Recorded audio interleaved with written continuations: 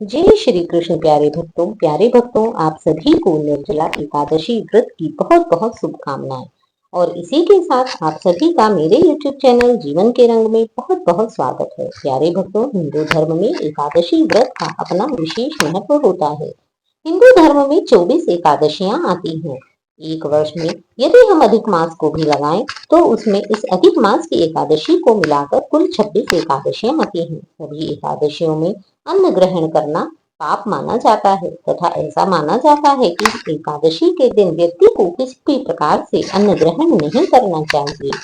किंतु इन्हीं में ज्येष्ठ मास के शुक्ल पक्ष की एक एकादशी ऐसी भी होती है जिसे हम निर्जला एकादशी के नाम से जानते हैं।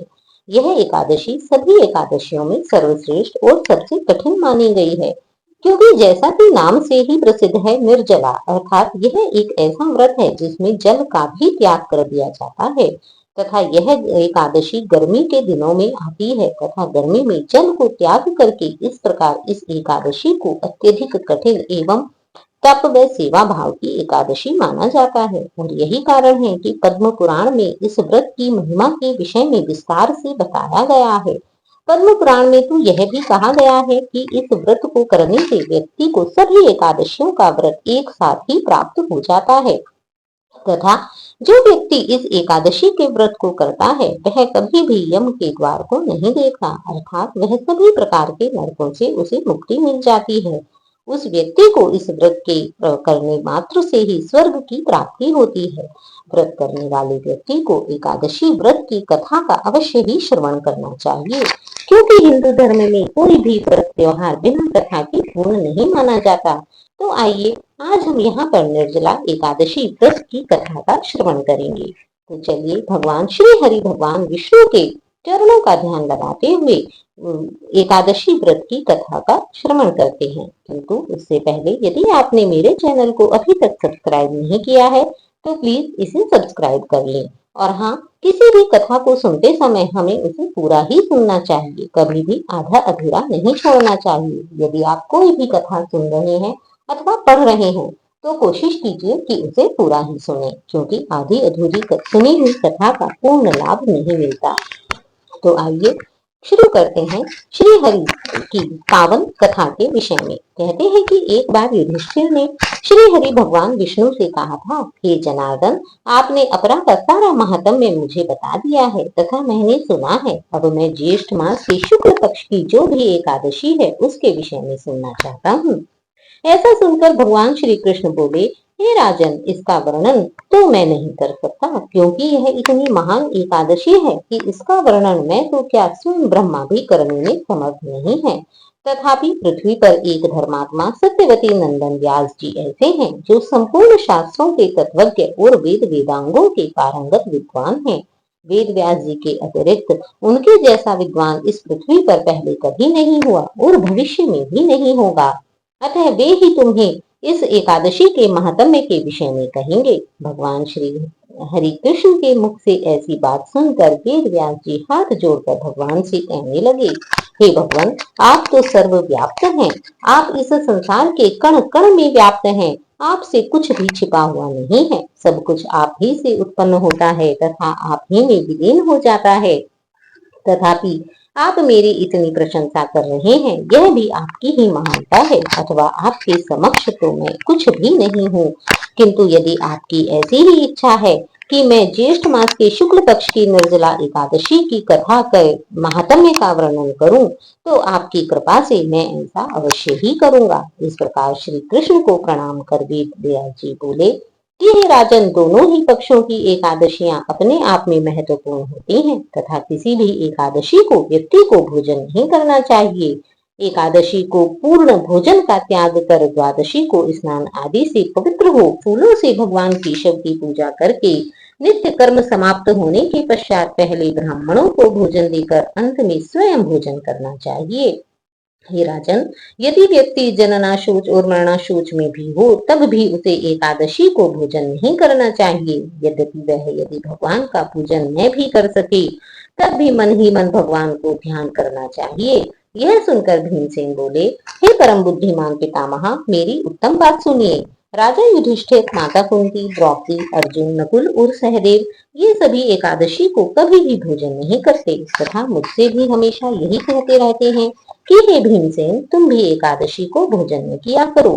किंतु मैं इन लोगों से यही कह दिया करता हूँ कि मुझसे भूख नहीं सही जाती, मैं भोजन किए बिना नहीं रह सकता तथा मुझसे व्रत इत्यादि भी नहीं होता। भीमसेन की बात सुनकर व्यास जी ने कहा कि हे भीम, यदि तुम्हें स्वर्ग लोक की प्राप्ति अभीष्ट है और यदि तुम नरक को दूषित समझते हो, यदि तुम नरक नहीं जाना चाहते, यदि तुम अगले जन्म में स्वर्ग की प्राप्ति करना चाहते हो, तो दोनों पक्षों की एकादशी को कभी भी भोजन किया करो।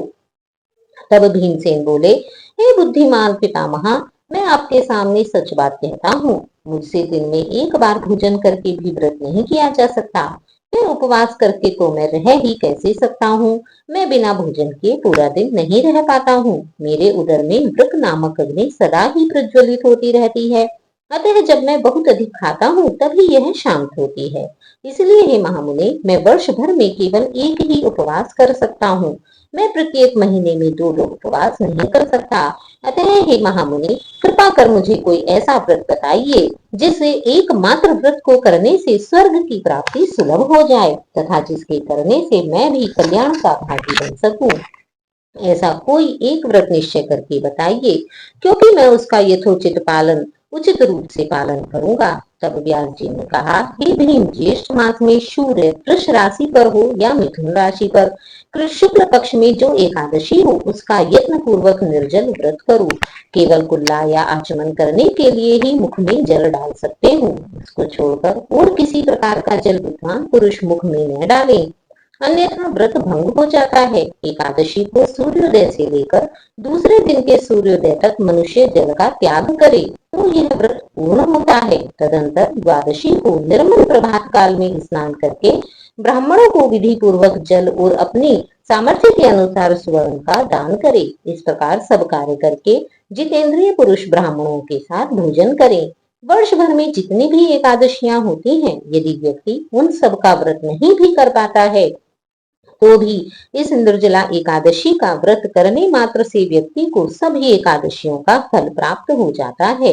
इसमें तनिक भी संदेह नहीं है। शंख चक्र और गदा धारण करने वाले भगवान केशव ने मुझसे कहा था कि यदि मानव सबको छोड़कर एकमात्र मेरी शरण में आ जाए और एकादशी को निराहार रहकर वह मेरा पूर्ण श्रद्धा भाव के साथ व्रत करे तो वह सभी पापों से छूट जाता है। एकादशी व्रत करने वाले पुरुष के पास विशाल काय, विकराल आकृति वाले और काले रंग वाले दंडपाशधारी भयंकर यमदूत कभी नहीं जाते तथा ऐसा व्यक्ति सदैव ही मोक्ष को प्राप्त करता है। ऐसा व्यक्ति अंतकाल में पीताम्बरधारी सौम्य स्वभाव वाले, हाथ में सुदर्शन धारण करने वाले और मन के समान वेगशाली विष्णु दूत आकर इस वैष्णव पुरुष को भगवान विष्णु के धाम में ले जाते हैं। अतः निर्जला एकादशी को पूर्ण यत्न करके उपवास करना चाहिए। तुम भी सब पापों की शांति के लिए यत्न के साथ उपवास गुरु श्री हरि का पूजन करो। स्त्री हो या पुरुष, यदि उसने मेरु पर्वत के बराबर भी महान पाप किया हो तो वह सब एकादशी के प्रभाव से भस्म हो जाता है। जो मनुष्य इस दिन जल के नियम का पालन करता है वह पुण्य का भागी होता है। उसे एक एक पहर में कोटि कोटि स्वर्ण मुद्रा दान करने का फल प्राप्त होता है, ऐसा सुना जाता है। अर्थात जो व्यक्ति प्रत्येक पहर अनेकों करोड़ों स्वर्ण मुद्राएं दान करता है, उन सब का फल भी व्यक्ति को उतना नहीं मिलता जितना कि इस एकमात्र एकादशी का व्रत करने से व्यक्ति को मिल जाता है। मनुष्य निर्जला एकादशी के दिन स्नान, दान, जप, होम आदि जो कुछ भी करता है वह सब अक्षय होता है, उसका फल कभी भी नष्ट नहीं होता। यह भगवान श्री कृष्ण का कथन है। निर्जला एकादशी को विधि पूर्वक उत्तम रीति से जो व्यक्ति उपवास करके मानव वैष्णव पद को प्राप्त कर लेता है। जो मनुष्य एकादशी के दिन अन्न खाता है वह मानो पाप का भोजन करता है। इस लोक में वह व्यक्ति चंडाल के समान है और मरने पर दुर्गति को प्राप्त होता है। जो व्यक्ति ज्येष्ठ के शुक्ल पक्ष में एकादशी को उपवास करके दान देंगे वे परम पद को प्राप्त होते हैं। जिन्होंने एकादशी को उपवास किया है वे ब्रह्म हत्यारे, शराबी, चोर तथा गुरुद्रोही होने पर भी सभी पातकों से मुक्त हो जाते हैं। हे कुंती नंदन, निर्जला एकादशी के दिन श्रद्धालु स्त्री पुरुषों के लिए जो विशेष दान और कर्तव्य विहित हैं, उन्हें भी सुनो। मैं तुम्हें उनको विस्तार पूर्वक बताता हूँ। उस दिन जल में शयन करने वाले भगवान विष्णु का पूजन और जलमयी धेनु का दान करना चाहिए, अथवा प्रत्यक्ष धेनु या घृतमयी धेनु या गाय का दान भी उचित है। यदि व्यक्ति के पास गाय को दान करने के लिए पूर्ण सामर्थ्य नहीं है, तो वह एकमात्र गाय के दुग्ध और मिष्ठान को भी दान कर सकता है।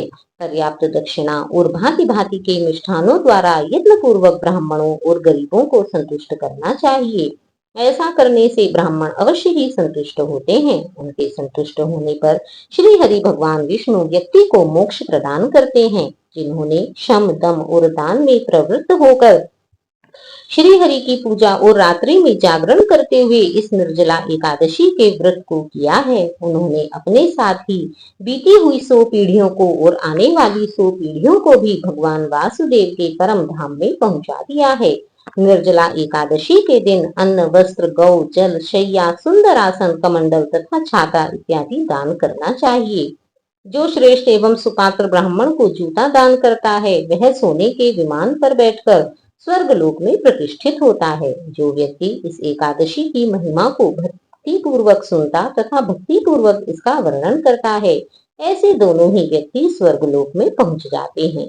चतुर्दशी युक्त अमावस्या को सूर्य ग्रहण के समय श्राद्ध करके मनुष्य जिस फल को प्राप्त करता है, वही फल व्यक्ति को इस एकादशी व्रत के महात्म्य के श्रवण मात्र करने से प्राप्त हो जाता है। अतः व्यक्ति को पहले दंत धावन करके यह नियम लेना चाहिए कि मैं भगवान केशव की प्रसन्नता के लिए एकादशी को निराहार रहकर आचमन के सिवाय किसी भी दूसरे जल का त्याग करता हूँ। अर्थात केवल मुख धोने के लिए या कुल्ला करने के लिए ही जल को अपने मुख में ग्रहण करूंगा, अन्यथा जल का सेवन नहीं करूंगा। तब इसके पश्चात द्वादशी को देव देवेश्वर भगवान विष्णु का पूजन करना चाहिए। गंध, धूप, पुष्प और सुंदर वस्त्र से विधि पूर्वक पूजन करके जल का घड़ा संकल्प करते हुए निम्न मंत्र का उच्चारण करना चाहिए।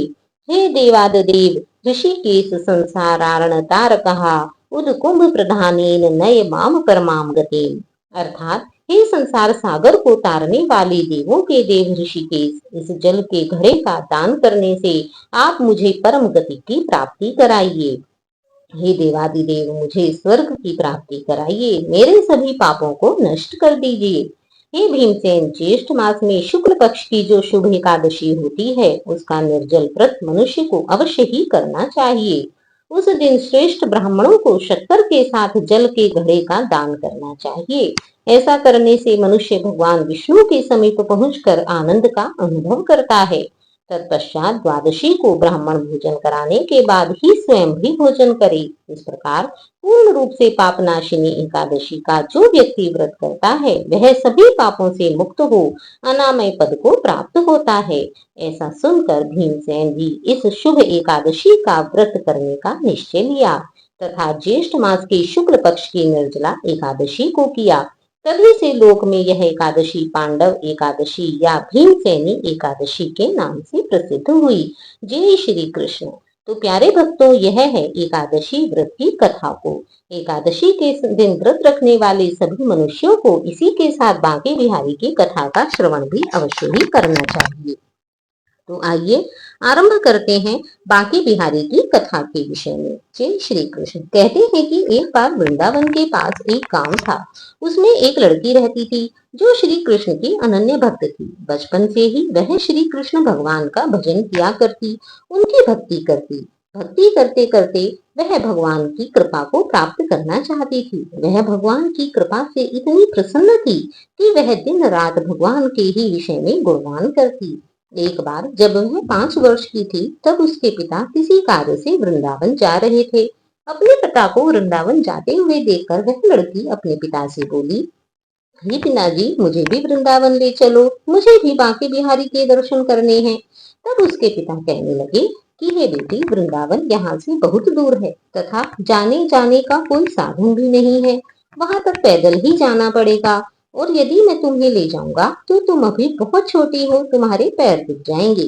जब तुम थोड़ी बड़ी हो जाओगी तब चलेंगे। ऐसा कहकर उसके पिता वृंदावन बांके बिहारी जी के दर्शन करने चले गए तथा वह लड़की घर पर ही रह गई। जब वह लड़की थोड़ी बड़ी हुई, जब वह 7 साल की हुई, तो फिर से उसके पिता किसी कार्य से वृंदावन जा रहे थे।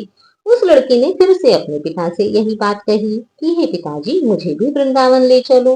परंतु किसी कारणवश उसके पिता उसे अपने साथ नहीं ले जा पाए तथा इसी प्रकार से समय बीतने लगा।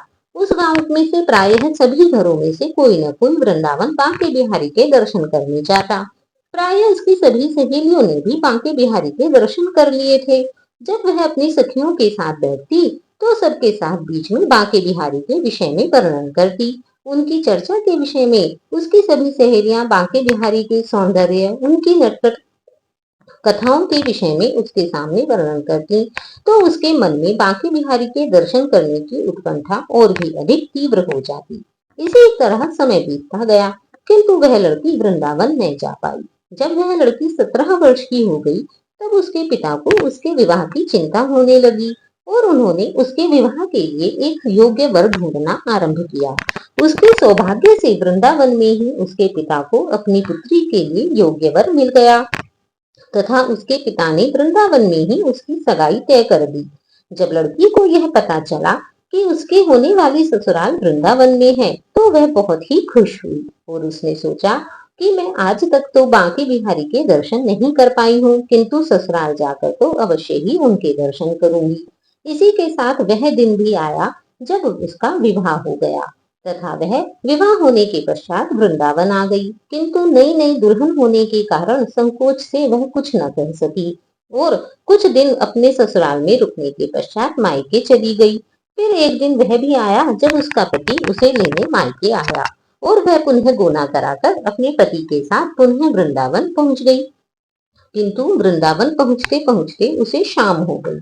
पति वृंदावन में यमुना किनारे रुककर कहने लगा कि देखो, शाम का समय है, मैं यमुना जी में स्नान करके अभी आता हूँ। तुम इस पेड़ के नीचे बैठ जाओ और सामान की देख रेख करना। मैं थोड़ी ही समय में आ जाऊंगा, यही सामने ही हूँ। यदि कुछ भी लगे तो मुझे आवाज लगाकर बुला लेना। इतना कहकर पति चला गया और वह लड़की वहीं बैठ गई। अब नई नई ससुराल थी, गांव का माहौल था, अतः उस लड़की ने एक हाथ लंबा घूंघट निकाल लिया और क्योंकि गांव में ससुराल था, तो वह वहीं बैठे बैठे मन में विचार करने लगी कि देखो तो ठाकुर जी की कितनी कृपा है।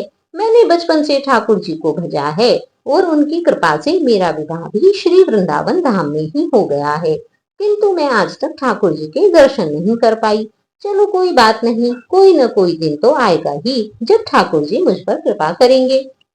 किंतु इतने वर्षों से मैं ठाकुर जी को मानती हूँ, किंतु अभी तक मैंने उनसे कोई रिश्ता नहीं जोड़ा। भला ठाकुर जी मेरे क्या लगते होंगे। वह ऐसा ही सोचती रही और सोचते सोचते उसने सोचा कि ठाकुर जी की उम्र क्या होगी। तब उसने सोचा कि मेरी सखियां जिस प्रकार ठाकुर जी की नटखट शरारतों और उनके रंग रूप का वर्णन करती हैं, उससे तो ऐसा ही लगता है कि ठाकुर जी किशोर अवस्था के होंगे। अवश्य ही उनकी उम्र 15-16 वर्ष की रही होगी और मेरे पति 20 वर्ष के हैं, तो उनसे थोड़े छोटे ही होंगे ठाकुर जी, इसलिए मेरे पति के छोटे भाई की तरह हुए, क्योंकि मेरे पति भी इसी गांव में रहते हैं तथा यही ठाकुर जी का भी गांव है। इस रिश्ते से तो ठाकुर जी मेरे देवर की तरह हुए, तो आज से ठाकुर जी मेरे देवर हुए। अब तो ठाकुर जी से यह नया संबंध जोड़कर वह लड़की बहुत ही प्रसन्न हुई और मन ही मन ठाकुर जी से कहने लगी कि देखो ठाकुर जी, अब मैं तुम्हारे गांव में ब्याह करा गई हूँ और तुम मेरे पति से छोटे हो, तो मैं आज से तुम्हारी भाभी हूँ और तुम मेरे देवर हो गए। अब वो समय आएगा जब तुम मुझे भाभी भाभी कहकर पुकारोगे। इस प्रकार वह ठाकुर जी की सोच में पूरी तरह से डूब गई। तभी वहां पर एक 10-15 वर्ष का बालक आया और कहने लगा, भाभी भाभी। लड़की अचानक इस आवाज को सुनकर अपने भाव से बाहर आई और सोचने लगी, वृंदावन में तो मैं नई नई आई हूँ, फिर यह मुझे भाभी कहकर कौन बुला रहा है। नई थी इसलिए उसने घूंघट उठाकर भी नहीं देखा कि कहीं गांव के किसी बड़े बूढ़े ने मुझे किसी लड़की के साथ बात करते हुए देख लिया तो बड़ी बदनामी होगी। अब वह बालक बार बार कहता, किंतु वह उत्तर न देती। बालक पास आया और बोला, भाभी तनिक अपना चेहरा तो दिखाई दे। अब वह सोचने लगी, अरे ये बालक तो बड़ी जिद कर रहा है, इसलिए उसने कस के घूंघट पकड़ लिया तथा बैठ गई कि कहीं यह घूंघट न उठा ले। उसने बहुत जोर लगाकर अपने घूंघट को और भी नीचे खींच लिया, लेकिन वह बालक पास आया और जबरदस्ती घूंघट उठाकर चेहरा देखा और वहां से भाग गया। यह देखकर उस लड़की की तो जान ही निकल गई। थोड़ी देर में उसका पति आ गया। तब उसने अपने पति से सारी बात बताई। तो पति कहने लगा कि तुमने मुझे आवाज क्यों नहीं लगाई। तब लड़की बोली कि मैं तुम्हें कैसे आवाज लगाती, मैं तो बहुत घबरा गई थी और इतने में तुम्हें आवाज लगाती, इतने में तो वह भाग ही गया था। तब पति बोला कि तुम चिंता मत करो, वृंदावन बहुत बड़ा थोड़े ही है, कभी किसी न किसी गली में खेलते हुए मिल जाएगा। जैसे ही मिले मुझे बता देना, तब उसकी हड्डी पसली एक कर दूंगा, फिर कभी ऐसा नहीं कर सकेगा। तुम्हें जहां भी दिखे मुझे जरूर बताना। ऐसा कहकर वे दोनों घर आ गए। तब कुछ दिन बाद उसकी सास ने अपने बेटे से कहा कि हे बेटा, देख अब तेरा विवाह भी हो गया, बहू मायके से भी आ गई, किंतु अभी तक तुम दोनों ने बांके बिहारी जी के दर्शन नहीं किए। तो कल जाकर बहू को बांके बिहारी के दर्शन करा लाना। अब अगले दिन दोनों पति पत्नी ठाकुर जी के दर्शन करने के लिए मंदिर जाते हैं। मंदिर में बहुत भीड़ थी। उसे देखकर लड़का कहने लगा कि यहाँ बहुत भीड़ है, देखो तुम स्त्रियों के साथ आगे जाकर दर्शन करो, मैं भी पीछे पीछे आता हूँ।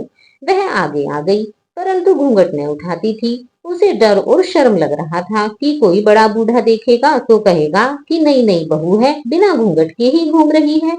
बहुत देर हो गई और वह ठाकुर जी के आगे घूंघट में ही खड़ी रही। उसे ठाकुर जी के दर्शन ही न होते थे। तभी पति ने पीछे से आकर कहा, अरे बावली, बिहारी जी के सामने है तो यूं घूंघट काहे नहीं खोल रही, घूंघट नहीं खोलेगी तो दर्शन कैसे करेगी। जब उसने अपना घूंघट उठाया और बांके बिहारी जी की ओर देखा तो उसे बांके बिहारी की जगह वही बालक मुस्कुराता हुआ दिखाई दिया। अब तो वह एकदम जोर जोर से चिल्लाने लगी, सुनिए, जल्दी आओ जल्दी आओ। पति पीछे से भागा भागा आया और बोला, क्या हुआ। लड़की बोली, उस दिन जो मुझे भाभी भाभी कहकर भाग रहा था वह बालक मिल गया। पति ने कहा, कहाँ है, अभी उसे देखता हूँ, तनिक मुझे बताओ तो सही, आखिर वह नटखट यहाँ क्या कर रहा है। तब उस लड़की ने ठाकुर जी की ओर इशारा करके कहा, अरे ये रहा, आपके सामने ही तो है। ठाकुर जी को न जाने इसने कहाँ रख दिया और यहाँ खड़ा हो गया। जब उसके पति ने देखा तो वे अवाक रह गया और बोला, अरे तुम धन्य हो, वास्तव में तुम्हारे हृदय में सच्चा भाव ठाकुर जी के प्रति है। मैं इतने वर्षों से वृंदावन में हूँ, किंतु मुझे आज तक उनके दर्शन नहीं हुए, किंतु तुम्हारा भाव इतना उच्च है कि तुम्हें वृंदावन आते समय रास्ते में ही ठाकुर जी के दर्शन हो गए और आज तुम्हारे कारण से मैं भी धन्य हुआ। आज मुझे भी बिहारी जी के दर्शन हो गए हैं।